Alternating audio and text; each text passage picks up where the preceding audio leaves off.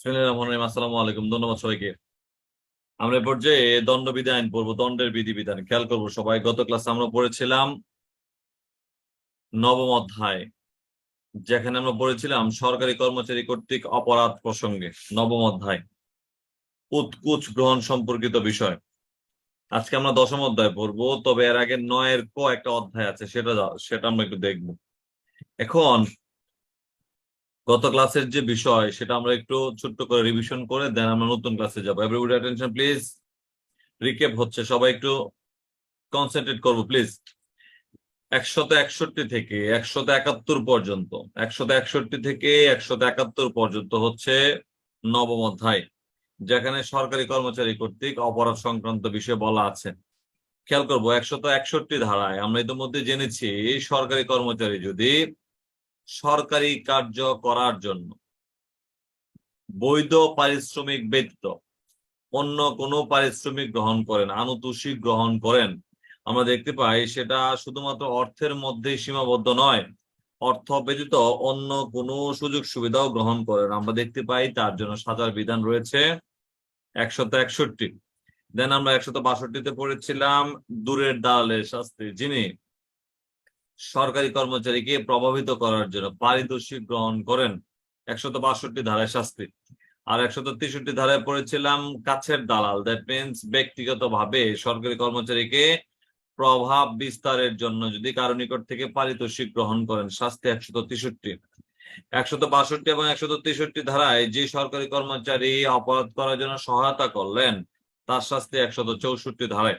আর সর্বশেষ 165-তে আমরা জেনেছিলাম সরকারি কর্মচারী তার কার্যক্রমের সাথে জড়িত সংশ্লিষ্ট ব্যক্তির নিকট হতে যদি কার্য করার জন্য বিনামূল্যে অথবা আংশিক মূল্যে কোন প্রকার দামি বস্তু লাভ করেন, তার শাস্তি হচ্ছে 165 ধারায়।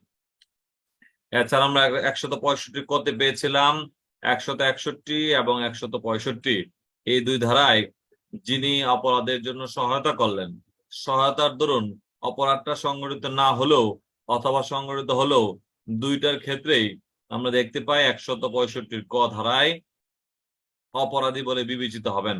অর্থাৎ শুধুমাত্র অপরাধ সংগঠন হলেই যে অপরাধী হবে ঠিক তা নয়, অপরাধ সংগঠিত না হলেও তিনি অপরাধের দায়ে দণ্ডিত হবেন, সহায়তার জন্য দণ্ডিত হবেন 165 ক ধারায়। এছাড়া আমরা 165 খতে পেয়েছিলাম যেই সহায়তা, যেই সহায়তাটা প্রকৃতপক্ষে প্ররোচিত হয়ে, বাধ্য হয়ে, হুমকির দরুন, ভীতি প্রদর্শনের দরুন, আপনি ভীতি প্রদর্শনের দরুন সহায়তা করেছেন, সেই সহায়তার জন্য আমরা দেখতে পাই সহায়তাকারী, সেই সহায়তার জন্য সহায়তাকারী তার উল্লিখিত অপরাধের দায় হতে অব্যাহতি পাবেন। অর্থাৎ বাধ্য হয়ে হুমকির দরুন যদি সহায়তাটা করে থাকে, সেটা অপরাধ বলে বিবেচিত হবে না 165 খ। এখান থেকে একটা প্রশ্ন বলেছিলাম, কোন ক্ষেত্রে অপরাধের সহায়তাকারী অপরাধের দায় হতে অব্যাহতি পেয়ে থাকেন? যদি তিনি অপরাধের সহায়তাটা করে থাকেন বাধ্য হয়ে, হুমকির দরুন, ভীতি প্রদর্শনের দরুন, সেক্ষেত্রে আমরা দেখতে পাই তিনি অপরাধের দায় হতে অব্যাহতি পেয়ে থাকেন 165 খ ধারায়।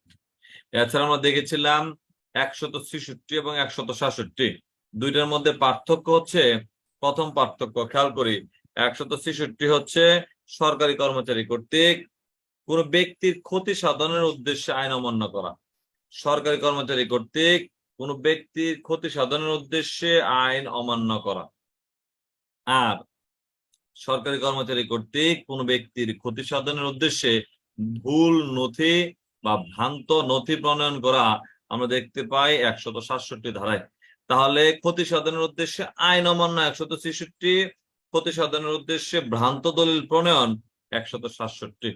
সর্বশেষ 168-তে পড়েছিলাম সরকারি কর্মচারী নিজ কর্ম ব্যতীত আমরা দেখতে পাই অন্য কোনো কর্মে নিয়োজিত হতে পারবেন না। এক্ষেত্রে তিনি যদি কোনো ব্যবসায় নিয়োজিত হন সরকারি কর্মচারী হিসাবে, যেক্ষেত্রে তিনি ব্যবসায় নিয়োজিত হওয়াটা আইনত বাধ্য নয়, সেক্ষেত্রে আপনি ব্যবসায় নিয়োজিত হওয়ার জন্য 168 ধারায় দণ্ডের বিধান রয়েছে, যা আমরা 168 ধারা পর্যালোচনা ইতিমধ্যে জেনেছি। সরকারি কর্মচারী কর্তৃক যদি যে ক্ষেত্রে ব্যবসা করাটা আইন সিদ্ধ নয়, ব্যবসা করার জন্য তাকে বাধ্যবাধকতা আরোপ করা হয়েছে যে ব্যবসা করা যাবে না, তথাপিও তিনি যদি ব্যবসা করেন, সেক্ষেত্রে আমরা দেখতে পাবো 168 ধারায় শাস্তি। পাশাপাশি নিজ জেলা ব্যতীত অন্য কোনো জেলায় আমরা দেখি নিজ নামে যদি কোনো সম্পত্তি ক্রয় করেন অথবা সম্পত্তি ক্রয়ের সাথে দর দর কষাকষি করেন, নিলাম ক্রয়ের সাথে দর কষাকষি করেন, সেটা আইন অনুযায়ী আমরা 169 ধারায় দেখতে পাই শাস্তিযোগ্য অপরাধ বলে বিবেচিত, যেক্ষেত্রে আপনাকে সম্পত্তি ক্রয়ের জন্য নিষেধাজ্ঞা আরোপ করা হয়েছে 169 ধারায়। আমরা পড়েছিলাম জনসাধারণ যদি নিজেকে সরকারি কর্মচারী বলে পরিচয় দেন, যেক্ষেত্রে তিনি সরকারি কর্মচারী নয়, মিথ্যা পরিচয় দেন, শাস্তি হবে 170 ধারায়। আর যিনি সুনির্দিষ্ট পদে নিয়োজিত নয়, সুনির্দিষ্ট পদের অধিকারী নয়, তিনি যদি সুনির্দিষ্ট পদের অধিকারী হিসাবে পরিচয় দেন, পাশাপাশি পোশাক পরিধান করেন, র্যাঙ্ক ব্যাজ পরিধান করেন, সেটা শাস্তি হচ্ছে 171 ধারায়। এ পর্যন্ত আমরা ছিলাম হচ্ছে গত ক্লাসে, যেখানে মূল বিবেচ্য বিষয় হচ্ছে সরকারি কর্মচারী কর্তৃক অপরাধ সংগঠনের সাজা। এখন আমরা পড়বো 9 ক, ঘুষখুরি অথবা নির্বাচন সম্পর্কিত অপরাধের জন্য ঘুষ গ্রহণের সাজা অথবা ঘুষখুরি কাকে বলে। আমরা দেখতে পাই 171 খ, শুধু আমরা এখান থেকে দুইটা ধারা নিব, 171 খ এবং 171 উ। ঘুষখুরি কাকে বলে? নির্বাচনে কাউকে প্রভাবিত করার জন্য কোনো ব্যক্তি যদি পারিতোষিক দেয় অথবা পারিতোষিক দানের উদ্দেশ্যে কাউকে প্ররোচিত করে, যেই পারিতোষিকটা হবে, খেয়াল করেন কিন্তু, নিজের জায়গা থেকে পুরস্কার গ্রহণ করে তিনি কাউকে নির্বাচনে প্রভাবিত করতে চান, কোন পক্ষের পক্ষে কাজ করতে চান, সেক্ষেত্রে আমরা দেখতে পাই যদি পারিতোষিক গ্রহণ করে, এই পারিতোষিকটার বিষয়ে আমরা একটু ভিতরে পড়ব। পারিতোষিক বলতে কি বোঝানো হয়েছে? আমরা যদি আপ্যায়নও গ্রহণ করি, কোন নির্বাচনকালে নির্বাচনে গেলাম নির্বাচন করার জন্য, সেখানে গিয়ে আপ্যায়ন গ্রহণ করলাম, দূরবর্তী স্থানে গেলাম, খাওয়ার জায়গা নাই, শোয়ার জায়গা নাই, বসার জায়গা নাই, জনৈক মেম্বার সাহেব বললেন আগামীকালকে আমার এখানে খাবেন, আর একজন প্রার্থী বললেন আগামীকালকে আমার এখানে খাবেন। আপনারা যদি খাদ্য, পানীয়, প্রমোদ অথবা রসদ আকারে কোনো কিছু গ্রহণ করেন, সেটাও আইন অনুযায়ী আমরা দেখতে পাই অপরাধের বিধান রয়েছে, অপরাধ করেছেন বলে বিবেচিত হবে। তাহলে এই যে পারিতোষিক গ্রহণ করলেন, সেটাকে ঘুষখোরি বলে বিবেচনা করা হবে, বিবেচিত হবে 171 খ, যা শাস্তির বিধান রয়েছে 171 উ ধারা অনুযায়ী। তাহলে 9 ক, যেখানে আমরা দেখতে পেয়েছি নির্বাচন সম্পর্কিত অপরাধ, নির্বাচনকালীন কোন দলকে নিজের হয়ে ও দলের হয়ে কাজ করার জন্য, প্ররোচিত করার জন্য, প্রভাবিত করার জন্য আপনি যদি কারো নিকট থেকে পারিতোষিক গ্রহণ করেন, আইন অনুযায়ী সেটা ঘুষখোরি বলে বিবেচিত হবে, আর সেটা বিবেচিত হবে 171 খ, শাস্তির বিধান রয়েছে 171 উ ধারায়। দেন আমাদের মূল ধারায় চলে আসবো, দশম অধ্যায়। নবম অধ্যায় এবং দশম অধ্যায়ের মধ্যে পার্থক্য কি খেয়াল করেন। নবম অধ্যায় এবং দশম অধ্যায়ের মধ্যে পার্থক্য, নবম অধ্যায় হচ্ছে সরকারি কর্মচারী কর্তৃক অপরাধের সাজা, আর দশম অধ্যায়ে আমরা দেখতে পাই সরকারি কর্মচারীদের আইনসম্মত ক্ষমতার অবমাননা। সরকারি কর্মচারীদের আইনসঙ্গত ক্ষমতার অবমাননা, যা আমরা দেখতে পাই দশম অধ্যায়। এই অধ্যায়ের 172 থেকে 190 ধারা পর্যন্ত বর্ণিত আছে। এই অধ্যায়টা 172 থেকে 190 ধারা পর্যন্ত বর্ণিত আছে, দশম অধ্যায়। এখন আমরা যদিও যতটুকু আমি জানি আপনারা অনেকেই এই ধারাগুলো পড়েছেন, তথাপি একটু ছোট্ট ছোট্ট করে আবার একটু জেনে রাখবো। আমরা 172 ধারায় দেখি শুধুমাত্র এই শব্দগুলো জানবো, সমনে আত্মগোপন, যাকে সমন দেওয়া হলো আদালতে হাজির হওয়ার জন্য, তিনি আদালতে হাজির হচ্ছেন না, পাশাপাশি নিজেকে আত্মগোপন করে রাখছেন যেন আদালতে হাজির হওয়া না লাগে, সেক্ষেত্রে আমরা দেখতে পাবো সমনে আত্মগোপন করার সাজা 172। সমনে আত্মগোপন করার সাজা 172। কতটুকু সাজা, সে সাজাটা আমরা এত এত সাজা পড়ে খুব বেশি একটা মেমোরাইজ করতে পারবো না, কিন্তু আমাদের ফার্স্ট স্টেপে কাজ হবে অপরাধটা কি, সাজা হবে কত ধারায়, এতটুকু জানা। তাহলে সমন প্রাপ্ত হওয়ার পর যেন আদালতে হাজির হওয়া না লাগে, আপনি যদি আত্মগোপন করেন সেক্ষেত্রে আপনাকে সাজার বিধান রয়েছে। সমন আত্মগোপন 172। পাশাপাশি সমন যার প্রতি জারি করা হবে তার কাছে সমন জারি করতে আসলো, তিনি সমন জারিতে বাধা প্রদান করলেন। যদি সমন জারিতে কেউ বাধা প্রদান করেন, শাস্তি হবে 173 ধারায় সমন জারি বা অন্য কোনো কার্যক্রমে বা ঘোষণা প্রকাশ বন্ধ করার নিমিত্তে প্রতিরোধ করা। তাহলে সমন জারিতে বাধা প্রদান শাস্তি আমরা দেখতে পাই 173 ধারায়, শাস্তি আমরা দেখতে পাই 173 ধারায়। তাহলে সমনে আত্মগোপন, সমনে তলবকারী ব্যক্তি যদি পালিয়ে থাকে, পলায়ন করে, ফেরারি হয়ে যায়, আত্মগোপন করে, শাস্তি হবে 172। সমন তামিল করতে গেল, জারি করতে গেল, সেক্ষেত্রে জারিকারককে যদি বাধা প্রদান করা হয়, জারিকারককে যদি প্রতিরোধ করা হয়, শাস্তি হবে 173 ধারায়। তাহলে সমনে আত্মগোপন 172, সমন জারিতে বাধা 173। দেন আমরা চলে যাব 174 ধারায়, সরকারি কর্মচারী আদেশ অনুসারে হাজির না হওয়া। যাকে, যিনি সরকারি কর্মচারী হিসেবে আদালতে হাজির হওয়ার জন্য বলা হলো, আদালতে হাজির হওয়ার জন্য বলা হলো, আদালত থেকে কোনো আদেশ দেওয়া হলো জজের সম্মুখে হাজির হওয়ার জন্য, কিন্তু আদালতকে আপনি ভ্রুক্ষেপ দেখালেন, আপনি আদালতে হাজির হতে চাইলেন না। যদি আদালতের নির্দেশ অনুযায়ী হাজির হতে না চান, হাজির না হন, আমরা দেখতে পাই 100, খেয়াল করবেন সবাই, 174 ধারায় তার শাস্তির বিধান রাখা হয়েছে। তাহলে সরকারি কর্মচারীর আদেশে আদালতে হাজির না হওয়া বা আদেশ অনুযায়ী হাজির না হওয়া, শাস্তি 174। আমরা কি পেলাম?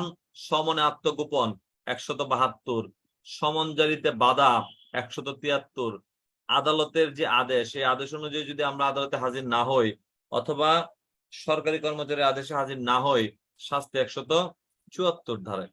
দেন আমরা দেখতে পাবো একটা হচ্ছে নিজে হাজির হলাম না, আর একটা হচ্ছে আদালতের নির্দেশানুসারে দলিল আদি হাজির করলাম না। নিজে হাজির না হওয়ার সাজা 174, দলিল হাজির না করার সাজা 175। নিজে হাজির না হওয়ার সাজা 174, দলিল হাজির না করার সাজা 175। আর সংবাদ প্রদান না করার সাজা, সরকারি কর্মচারীর নিকট সংবাদ দিতে বাধ্য ব্যক্তি কর্তৃক সংবাদ না দেওয়া।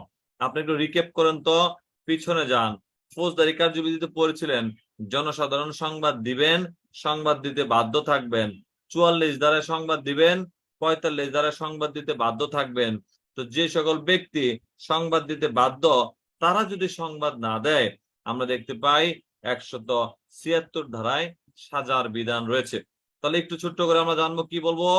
সমনে আত্মগোপন 172, সমন জারিতে বাধা 173, সরকারি কর্মচারী কর্তৃক আদেশে হাজির না হওয়া 174, সরকারি কর্মচারী কর্তৃক আদেশানুযায়ী দলিল হাজির না করা 175, সংবাদ না দেওয়া সাজা 176। আমরা একটু এভাবে পড়ার চেষ্টা করব। তাহলে এতক্ষণ আমরা পড়লাম হচ্ছে 172 থেকে 176 ধারা পর্যন্ত। যদিও এই অধ্যায়ের ব্যাপ্তি হচ্ছে 172 থেকে 190 ধারা পর্যন্ত।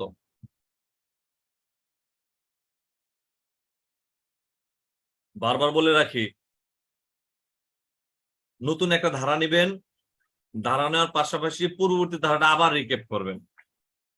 নতুন ধারা নিবেন, পূর্ববর্তী ধারাটা আবার রিক্যাপ করবেন, তাহলে একটা ধারা বারবার পড়া হলো। একসাথে সব পড়ে যে আবার রিক্যাপ করবেন তাহলে কিন্তু আবার ভুলে যেতে পারেন। সেই জন্য বারবার কিন্তু এই সিস্টেমে পড়া, একটা ধারা পাশাপাশি পূর্বেটা আবারও রিক্যাপ করা। তাহলে আমরা 172 থেকে 176 ধারা পর্যন্ত পড়লাম। এখন আমরা দেখবো 177 ধারায়, 177 ধারা থেকে পরীক্ষাতে প্রশ্ন আসছিল। 177 ধারায় মিথ্যা সংবাদ পরিবেশন, মিথ্যা সংবাদ পরিবেশন। এক্ষেত্রে দুইটা উদাহরণ আছে আপনাদেরকে পরীক্ষার মধ্যে। এখন উদাহরণ বেশ প্রশ্ন আসে, আমরা কিভাবে উদাহরণটা ধরবো খেয়াল করব। সত্য বলে জেনে মিথ্যা বলে পরিবেশন করা।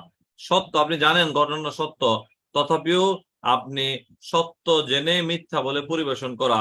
আমরা দেখতে পাই, খেয়াল করেন, ক জনৈক জমিদার, সে জানে যে তার জমিদারি এলাকার মধ্যে একটি খুনের অপরাধ সংঘটিত হয়েছে, কিন্তু সে ম্যাজিস্ট্রেটকে ইচ্ছাপূর্বক ভ্রান্ত সংবাদ দেয় সর্বদংশনে দুর্ঘটনা ক্রমেই মৃত্যুটি সংঘটিত হয়েছে।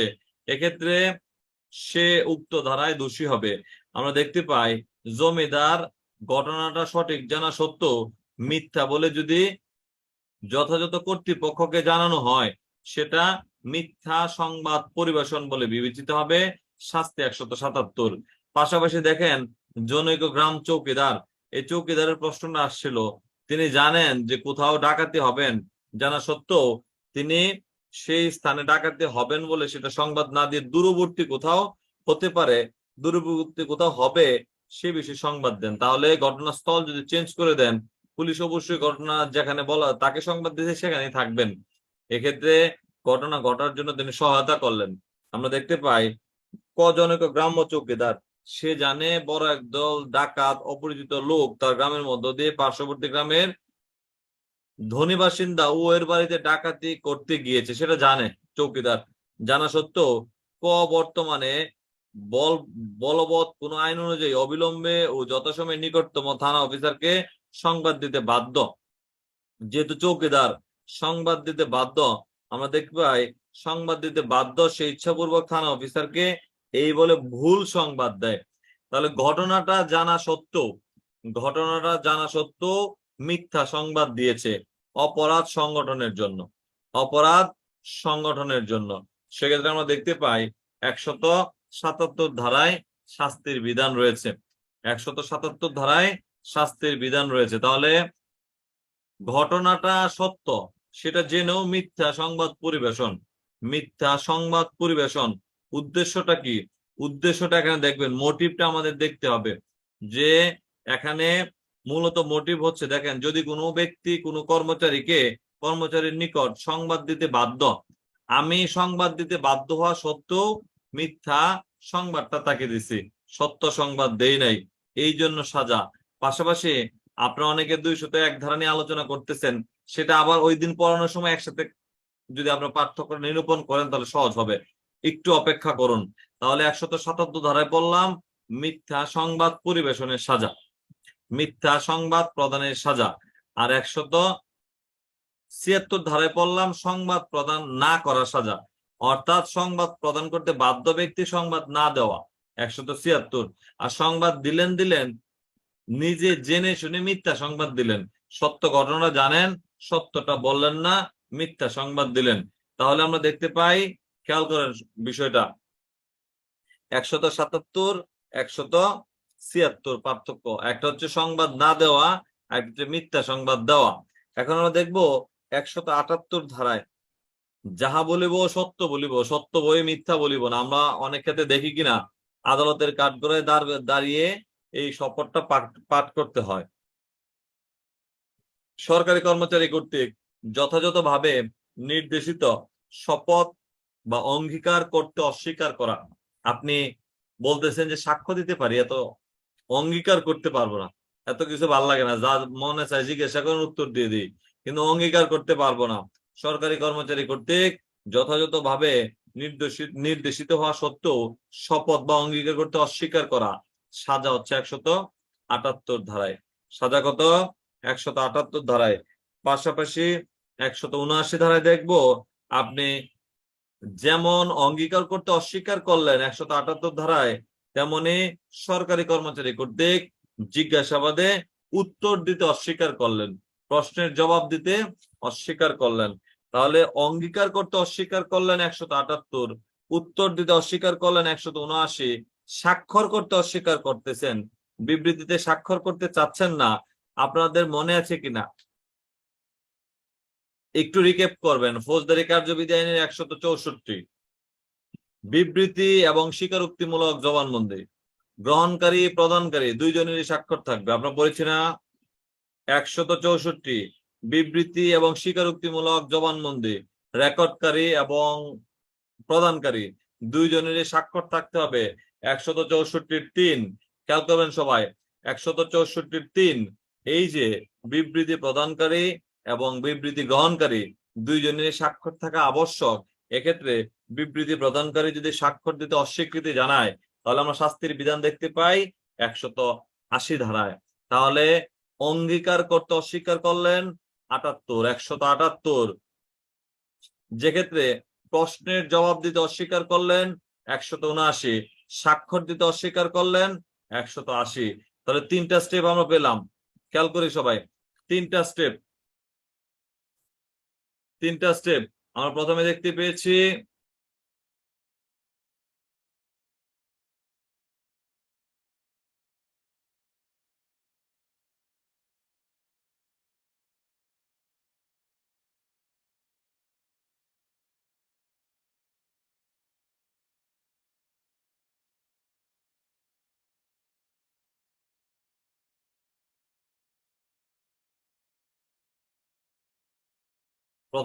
পেয়েছি একশত 178 ধারায় অঙ্গীকার করতে অস্বীকার করা। 179 ধারায় যেক্ষেত্রে প্রশ্নের জবাব দিতে অস্বীকার করা। 180 ধারায় যেক্ষেত্রে বিবৃতিতে স্বাক্ষর করতে অস্বীকার করা। আরেকটা বিষয় আমরা নিয়ে নিব একসাথে, এটা একটা পার্ট। আপনি সরকারি কর্মচারী হিসাবে সরকারি কর্মচারীর নিকট শপথ গ্রহণ করছেন যে যাহা বলিব সত্য বলিব, সত্য বই মিথ্যা বলিব না। আপনি এই শপথ গ্রহণ করার পরও মিথ্যা বিবৃতি দিয়েছেন, 181 ধারায় সাজা হবে। কত ধারায়? 181 ধারায় সাজা। সরকারি কর্মচারীর নিকট শপথ গ্রহণান্তে মিথ্যা বিবৃতি দান, 181 ধারা। তাহলে আমরা প্রথমে পেয়েছিলাম, খেয়াল করেন, 171 ধারা পর্যন্ত গত ক্লাসের পড়া। আমরা আজকে 172 ধারা থেকে পেয়েছি সমনে আত্মগোপন 172, সমন জারিতে বাধা 173, সমনে তলবকারী ব্যক্তি আদালতে হাজির না হওয়া 174, সমনে তলবকারী ব্যক্তি দলিল দাখিল না করার সাজা 175, সংবাদ প্রদান না করার সাজা 176, মিথ্যা সংবাদ পরিবেশন, অনুষ্ঠিত অপরাধের মিথ্যা সংবাদ পরিবেশন আমরা দেখতে পাই। খেয়াল করেন সবাই, 177। পাশাপাশি শপথ গ্রহণ করতে অস্বীকার করা 178, প্রশ্নের জবাব দিতে অস্বীকার করা 179, যেক্ষেত্রে আপনি স্বাক্ষর করতে অস্বীকার করতেছেন 180, মিথ্যা বিবৃতি দান 181। আমরা এই মিথ্যা বিবৃতি দান পর্যন্ত আজকে আমাদের পড়া 181 পর্যন্ত 10টা ধারা দিলাম। চেষ্টা করছিলাম যে আর একটু বেশি দেওয়ার জন্য, কিন্তু আপনারা অনেকে একটু মন খারাপ করতেছে যে স্যার একটু বেশি পড়া হয়ে যাচ্ছে। আমরা এই পর্যন্ত থাকবো। দয়া করে আপনাদের কাছে আমার অনুরোধ থাকবে, যে শব্দগুলো আমি বলি, যে কথাগুলো বলি, একটু বেশি বেশি করে লিখার জন্য। অবশ্যই দয়া করে আমরা চেষ্টা করবো একটা পার্ট পড়ার জন্য, একটা অংশ পড়ার জন্য, যার কারণে একটু সময় বেশি নেওয়া। তাহলে 181 ধারা পর্যন্ত আমরা পড়লাম মিথ্যা বিবৃতি দান। 181। দয়া করে 172 থেকে 181 ধারা পর্যন্ত ধারাগুলো একটু লিখে তারপর ঘুমাবেন। ধন্যবাদ সবাইকে। সে পর্যন্ত ভালো থাকেন। আসসালামু আলাইকুম।